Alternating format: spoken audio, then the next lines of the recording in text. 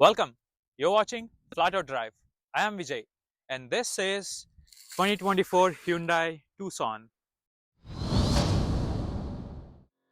For more exciting content on cars and reviews, subscribe and like the video. This particular hybrid Tucson is the ultimate all-wheel drive trim, which is the highest trim in Canada. It has all the bells and whistles that you can possibly buy and sits comfortably around 46,500 Canadian dollars. This Tucson is the middle ground of Hyundai's SUVs. The one above this is the Hyundai Santa Fe, which is pricey, and the other one is Hyundai Palisade, which is a three-door SUV that is bigger. So, for anyone who's looking to buy a smaller SUV but not as small as Kona, this is in the right spot. And when you compare it with its competitors like the RAV4, the CRV, or even the Mazda CX-5, this is priced below them, except for the Kia Sportage, which we all know this is its brother from another mother. For its price, this packs all the good stuff. And for this 2024 model year, Hyundai has made all the safety features as standard, which is very good. That means this is equipped with all the safety stuff and all the technology that you need. And when it comes to its design, I mean, based on who you ask, it is here and there. I really like this design though. If you have to put it in words, this design style is more like Breaking Bad. Now don't get me wrong, it's not because Hyundais are easy to break in. It's because of the design style on the door. Somebody took a hammer and made whatever. I'm just blathering. So that's enough of the styling and the features. Let's go drive it and see how it feels everywhere else.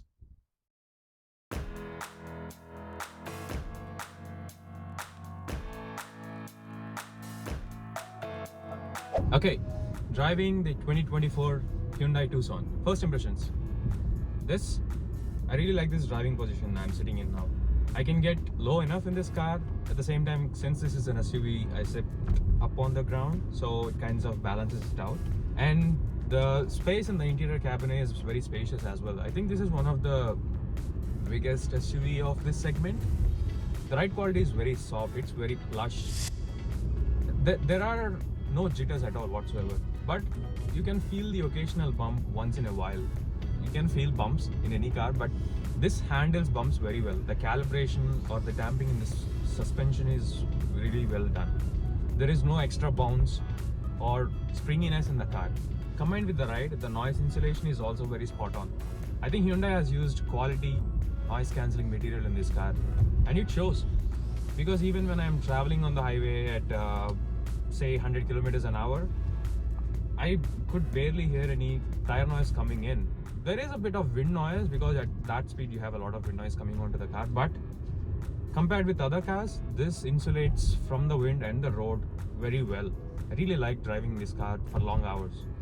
You can definitely crush a long course or a cross-country trip in this car with tons of space and tons of cargo space in this car. Your passengers even won't feel that tired after sitting in the back seats for long hours. You can whisper sweet nothings to your partner, but don't try to say anything bad about the people in the car. They can hear everything.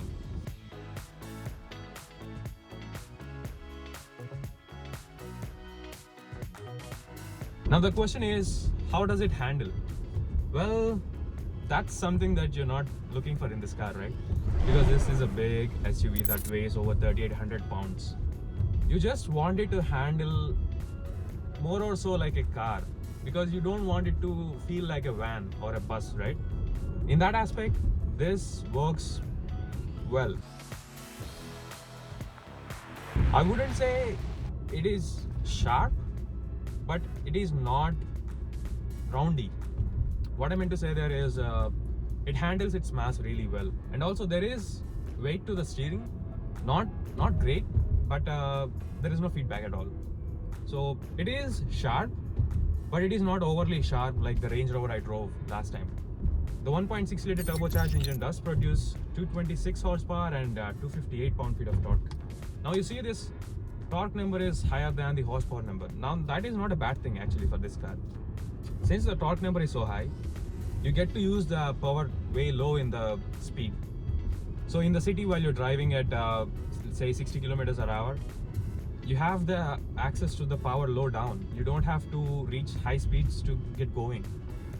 From a stoplight, when you're going away, if you just step on it, it takes 2 to 3 seconds to react for the throttle response, because there is obviously turbo lag with this car. But it gets going and you're up to the speed limits in no time. So that high torque power really helps in city driving.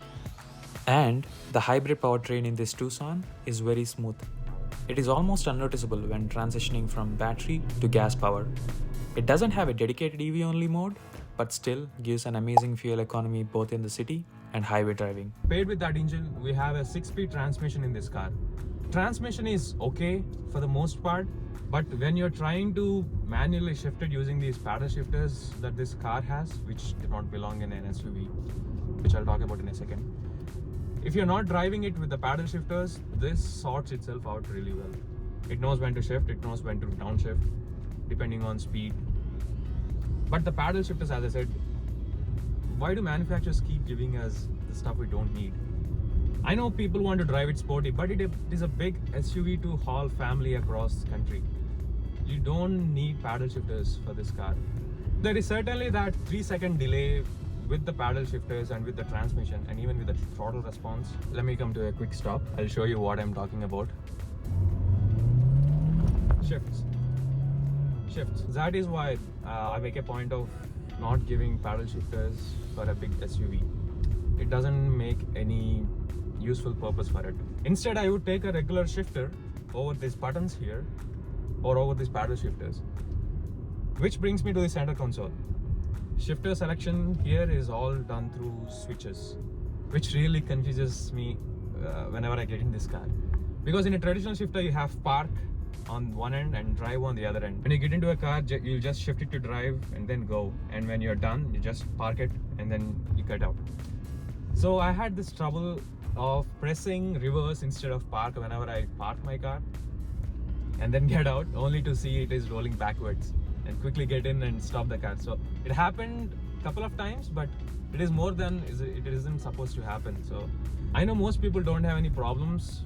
I don't know, I might be an old person in a young bodysuit. So there you go.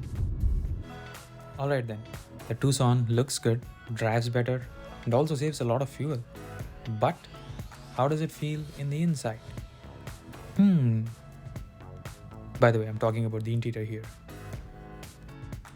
Alright, in the interior of Hyundai Tucson, I think Hyundai has done a great job with this interior. It's all styled and it looks cohesive. There is a strip, the strip that goes all the way around. That's very beautiful. And the way they merged the vents along with that line, it's also really beautiful. When it comes to the center console here, there is this big gigantic screen. But here, Hyundai has integrated really well. This is a 10.25-inch screen. It is really big and it is really quick. Even I told it in my Elantra review, the Hyundai infotainment is really quick. It's one of the best in the market currently. The digital display, it is also a 10.25-inch screen. It is also quick, it's crisp. The other thing I really like is, even though they have not put any buttons here, everything is on the center console here. You don't have to go search for it into the infotainment. Everything is here. The screen itself as well, when the sun is in a different angle around the day, it hits the screen directly and you can't screen the screen at all. Apart from that, it's good. This one only has wired Apple CarPlay. Hyundai has said they are gonna bring wireless Apple CarPlay in their future models. So fingers crossed. I hope the Apple CarPlay finally comes into the newer models. The material used in this cabin is also soft. You can see the whole dash. It's not hard. It is a soft plastic. And there is this cloth material that they used. It is also, it feels nice. It's not boring. Like, they tried to make something out of this cabin, and they also used quite a lot of plastic bits which look like metal strips, but those are plastic. And yeah, they did quite a good job with this interior. But one thing I don't like about this interior is the piano black. They used a lot of piano black. But if you see in this particular car, piano black is covered with carbon fiber overlays, which is really good. Those are not actual carbon fiber overlays. I think those are carbon fiber kind of plastic overlays, but it does the job. It does the job of hiding the piano black. If I owned this car, I would have done the same. And it also upscaled the look of the car really well. Even the sound system is average. the insulation really helps to echo the sound around, and the seats are really good. They are soft and they heat up really quick, and the cold seats also work really well, and the heated steering wheel as well, it heats up really quick. And in this ultimate trim you get sunroof. This is a big sunroof, and if you are a sucker for sunroof like me, you really like it.